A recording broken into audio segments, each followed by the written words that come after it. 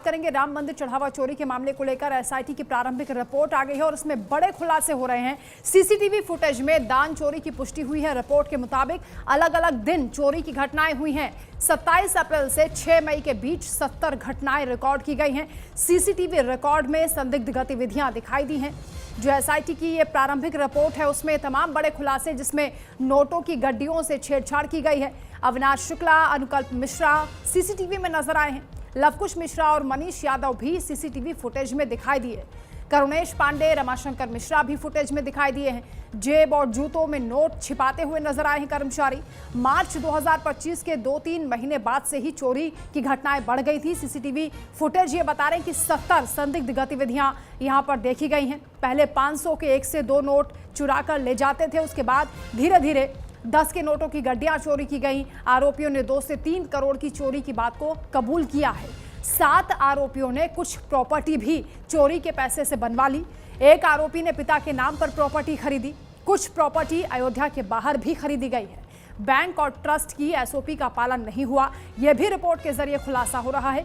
CCTV control room में कई बार कोई भी नहीं होता था, तो इसी का फायदा उठाया जाता था और ये कर्मचारी किस तरीके से चोरी करते थे उसका खुलासा हुआ है एसआईटी की प्रारंभिक रिपोर्ट में।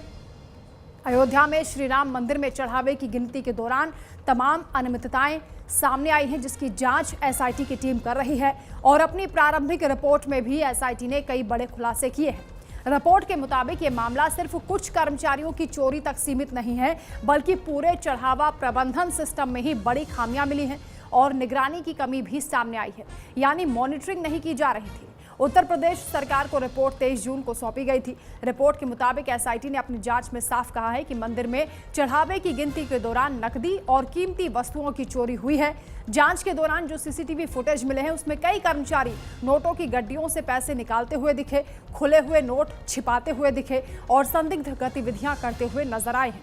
रिपोर्ट में यह भी कहा गया है कि ये कोई एक दिन की घटना नहीं थी, बल्कि कई दिनों से लगातार ऐसा हो रहा था।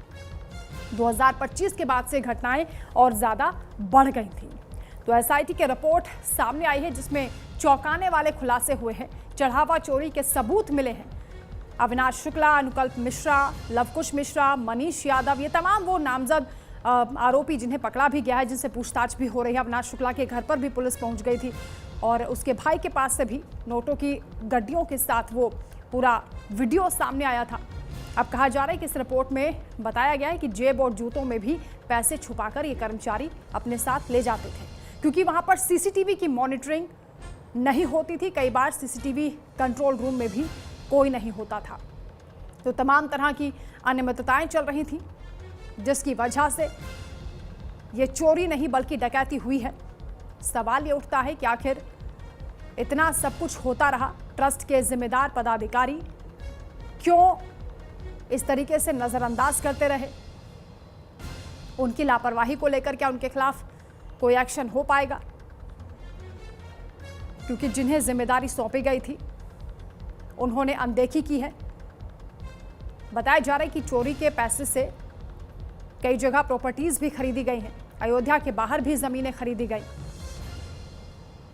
और इस तरीके से खुलासे हो रहे हैं कि सीसीटीवी के कंट्रोल रूम में कोई नहीं होता था। कर्मचारी अपनी मर्जी से आते थे, जाते थे, उन्हें रोकने टोकने वाला कोई नहीं होता था, तलाशी नहीं ली जाती थी। तो सीसीटीवी फुटेज के जरिए 70 संदिग्ध घटनाएं सामने आई हैं, जिसमें चोरी करते हुए लोग दिखाई दिए हैं। वो तमाम आरोपी जो इस वक्त न्यायिक हिरासत में हैं, वो इस सीसीटीवी फुटेज में नजर आ रहे हैं, चोरी करते हुए दिखाई दिए हैं। सीसीटीवी रिकॉर्ड में संदिग्ध गतिविधियां देखी गई हैं। नोटों के बंडल से छेड़छाड़ की गई है। चढ़ावा चोरी को लेकर संग्राम छिड़ा हुआ है। राजनीति भी इस मामले पर की जा रही है। एसआईटी की जांच, जिसमें शुरुआती रिपोर्ट सामने आ गई है, प्रारंभिक रिपोर्ट में तमाम खुलासे हुए हैं।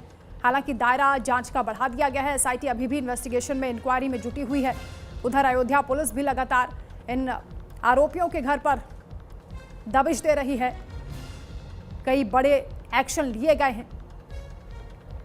उम्मीद यह की जा रही है कि जब जांच का दायरा बढ़ा है तो और भी कई लोग रडार पर आ सकते हैं, जिन्होंने इस चोरी में अपनी भूमिका निभाई होगी।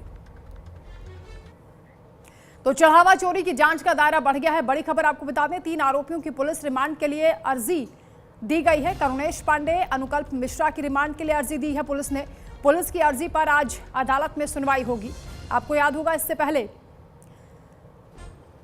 अविनाश शुक्ला की कस्टडी ली गई थी, रिमांड ली गई थी और उसके बाद उसे प्रतापगढ़ ले जाया गया था। उसके घर पर भी जांच पड़ताल हुई थी, परिजनों से पूछताछ हुई थी और अब 2 और आरोपियों की पुलिस रिमांड का जिक्र हो रहा है। कुल 3 आरोपियों की पुलिस रिमांड के लिए अर्जी दी गई है, यानी अदालत से पुलिस ने इनकी रिमांड मांगी है, जिसमें करुणेश पांडे हैं और अनुकल्प मिश्रा का भी नाम सामने आ रहा है। इनसे गहनता से पूछताछ होनी है। इनकी निशानदेही पर कई अहम खुलासे हो सकते हैं, ये उम्मीद की जा रही है, संभावना है और इसीलिए पुलिस ने अब इनकी रिमांड मांगी है। तो अर्जी दी गई है जिसको लेकर आज अदालत में सुनवाई होगी, क्योंकि इससे पहले 48 घंटे की रिमांड अविनाश शुक्ला की मांगी गई थी। 24 घंटे की रिमांड अदालत ने दी थी। अब देखना होगा कि इन 3 आरोपियों की जब रिमांड मांगी जा रही है तो कितने समय उनको दिया जाता है और पुलिस किस तरीके से आगे एक्शन लेती है। सुरभि तिवारी हमारे साथ संवाददाता जुड़ रही हैं अयोध्या से। सुरभि, एसआईटी की जो प्रारंभिक रिपोर्ट आई है उसमें तमाम सनसनीखेज खुलासे हो रहे हैं। सीसीटीवी रिकॉर्ड में भी वो चोरी की घटनाएं देखी गई हैं। जो आरोपी नामजद हैं, जो न्यायिक हिरासत में हैं, उनको लेकर भी ये कहा जा रहा है कि पुलिस अब एक एक करके उनकी रिमांड मांगेगी। 3 आरोपियों की रिमांड मांगी गई है। इससे पहले अविनाश शुक्ला को 24 घंटे की रिमांड पर लिया गया था। यानी एक तरफ जांच का दायरा बढ़ा है, दूसरी ओर जो पहली रिपोर्ट आई है एसआईटी की, वो भी कई चौंकाने वाले खुलासे कर रही है।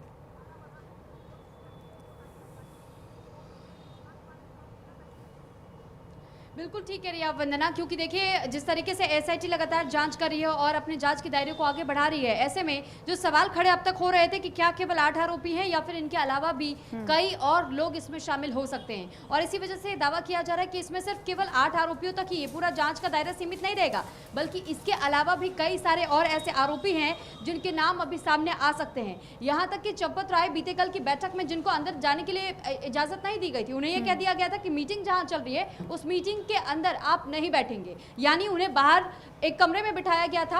हालांकि चंपत राय की ओर से इस बात को स्वीकार जरूर किया गया कि उनकी ओर से गलती हुई है, क्योंकि वो महासचिव पद पर तैनात थे, और उनकी ओर से ये भी कहा गया था कि जो जो गलतियां हुई हैं उन पर सुधार किया जाए। मैं भी यही उम्मीद करता हूं कि जब तक इस जांच को अभी किया जा रहा है तब तक मुझे पद पर ना बने रहना ही ज्यादा सही है, और यही वजह है जिस वजह से उन्होंने इस्तीफा दिया था। यहाँ तक कि गोविंद देव गिरी की ओर से भी कहा गया कि आरोप तो कई सारे लगे कि भगवान श्री राम का मुकुट चोरी हो गया, यहाँ तक कि हार चोरी हो गया, चरण पादुका चोरी हो गई और चांदी का काक भुसंडी चोरी हो गया, रामचरितमानस जो सोने की बनी हुई थी वो तक चोरी हो गई। लेकिन उसके बाद से राम जन्मभूमि तीर्थ क्षेत्र ट्रस्ट की ओर से ही एक वीडियो जारी करते हुए मीडिया के लिए प्रेस ब्रीफिंग के बाद ही उसे हर किसी के सामने प्रदर्शनी के तौर पर रखा गया और ये बताया गया कि देखिए जिस तरीके के आरोप मढ़े जा रहे थे हम पर, यानी कि जो ट्रस्ट पर सवाल खड़े किए जा रहे थे कुछ लोगों की ओर से, बहती गंगा में हाथ धोने की कोशिश कई लोगों ने की, और इसी वजह से उसके बाद से इस बात का जिक्र किया गया कि इस वक्त जो सामान भेंट किए गए थे भक्तों की ओर से वो सभी सामान बिल्कुल सुरक्षित है।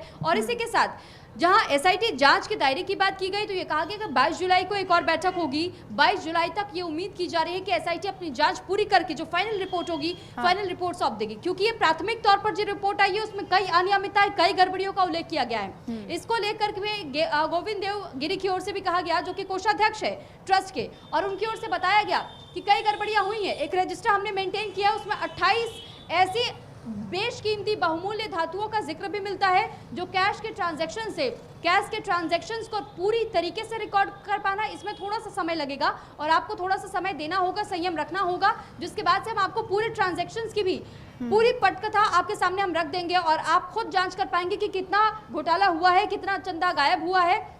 जी वंदना, बिल्कुल सुरभि, लेकिन गड़बड़ियां तो हो रही थी। जो प्रारंभिक रिपोर्ट है उसमें भी एसआईटी की ओर से बताया गया है कि सीसीटीवी जो रूम था, जो जहां से मॉनिटरिंग होती थी, वहां पर कई बार कोई नहीं होता था। कर्मचारी बिना तलाशी के आते थे, जाते थे, वहां से पैसे ले जाते थे, नोटों की गड्डियां गिनते हुए, छुपाते हुए दिखाई दिए हैं। इसके अलावा पेपर वर्क भी नहीं होता था, यानी जो जिम्मेदारी पदाधिकारियों की बनती थी वो उस जिम्मेदारी को नजरअंदाज कर रहे थे।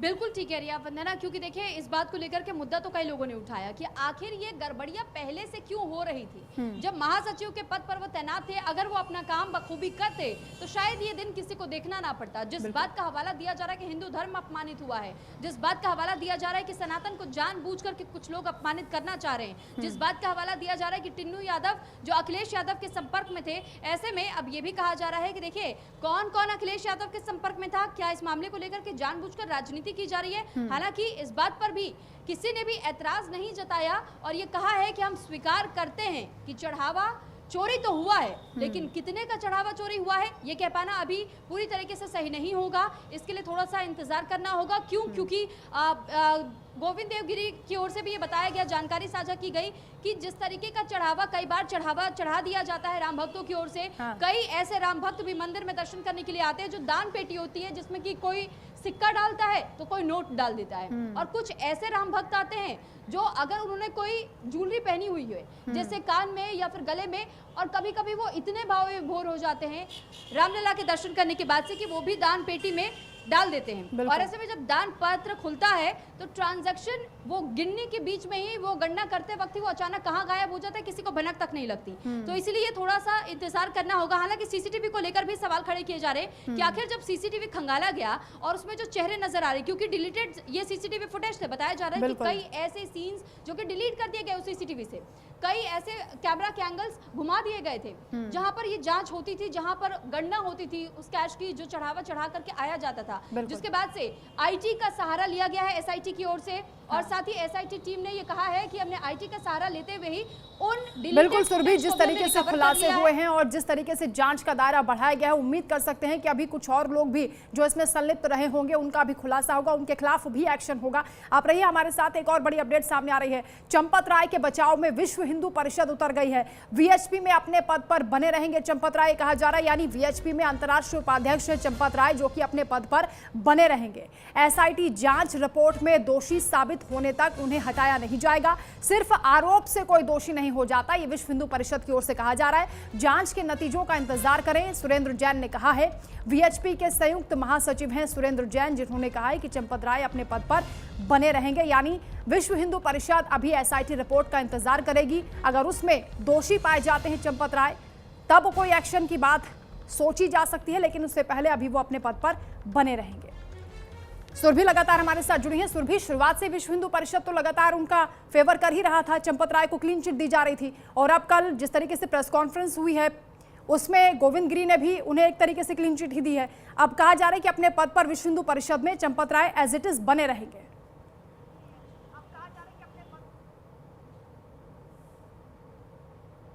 बिल्कुल ठीक कह रही है आप वंदना, क्योंकि देखिए यही तो सबसे बड़ा सवाल था, यही बार बार मैं आप लोगों के सामने कल भी ये बात रख रही थी। और एक सबसे बड़ा जो ट्विस्ट इस मामले को लेकर के लाया गया, ये कल खूब चिल्ला करके ऐलान किया गया कि चंपत राय ने अपने पद से इस्तीफा दे दिया, अपने पद से इस्तीफा दे दिया। लेकिन इस बात की ओर किसी ने ध्यान आकर्षित नहीं किया कि चंपत राय ने केवल पद से इस्तीफा दिया है, ट्रस्ट से नहीं, यानी कि वो ट्रस्ट में तो अभी भी बरकरार है। और जिस तरीके से लोगों की ओर से ये आरोप मढ़ा जाता था, ये कहा जाता था कि चंपत राय का अहंकार था, जो शिकायतकर्ता कभी शिकायतें लेकर के जाते थे और वो किसी भी गड़बड़ झाड़ी को लेकर के अगर वो खुलासा करना चाहते थे तो कार्रवाई उन लोगों पर हो जाती थी जो शिकायत लेकर के पहुंचे थे, ना कि उन लोगों पर जिनकी ओर से इस तरीके का गबन किया जा रहा था। तो ऐसे में आप सिचुएशन समझ सकती हैं कि अगर चंपत राय का इन्वॉल्वमेंट रहता है ट्रस्ट में, तो यानी कि उनका ओहदा तो उसी तरीके से बरकरार आपने रहने दिया, उन्हें ट्रस्ट से बाहर क्यों नहीं किया?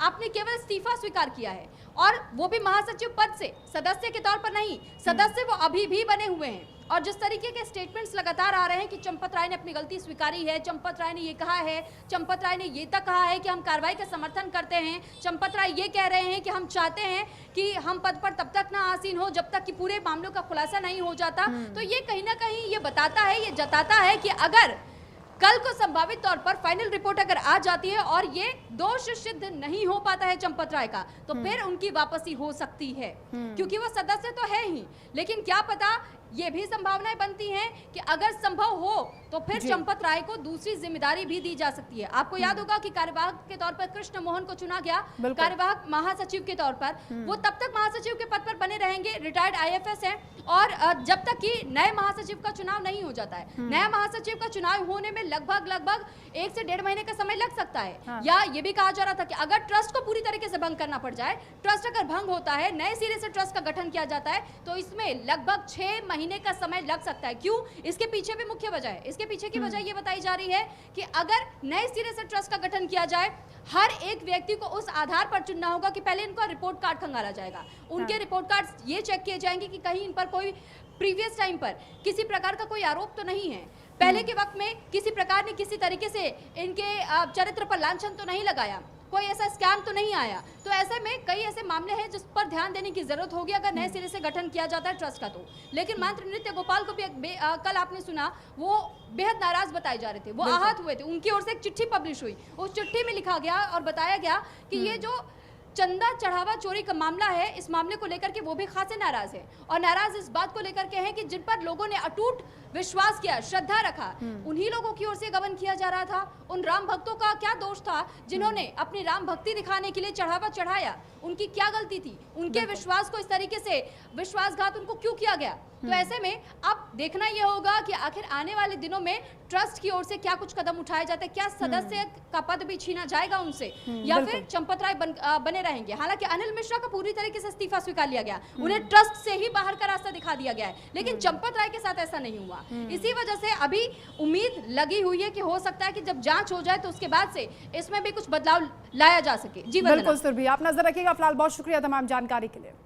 और विश्व हिंदू परिषद की ओर से क्या कुछ कह रहा है, सुरेंद्र जैन ने क्या कुछ कहा है, सुनवाते हैं आपको। मुझे लगता है इसमें ट्रस्ट की बैठक के निर्णय की प्रतीक्षा करनी चाहिए। वही निर्णय लेंगे, वही घोषणा करेंगे। हम सब केवल अनुमान लगा सकते हैं, लेकिन विश्व हिंदू परिषद अनुमान भी नहीं लगा रहा। जो भी निर्णय ट्रस्ट लेगा, हमको उनके विवेक पर पूरा विश्वास है।